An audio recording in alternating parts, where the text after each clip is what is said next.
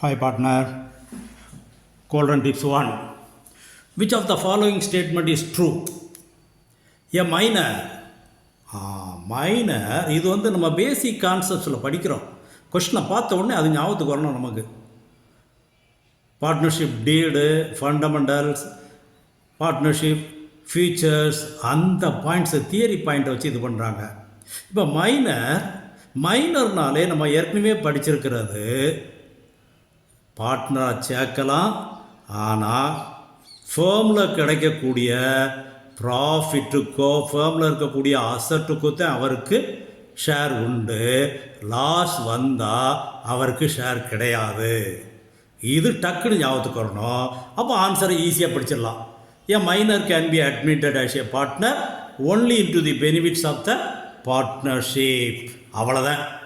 அப்போது ஒரு கொஸ்டினை பார்த்தோன்னா அது எந்த டாபிக், அது என்ன அப்படிங்கிற மட்டும் டக்குன்னு பார்த்தோம்னா ஈஸியாக முடிச்சிடலாம்.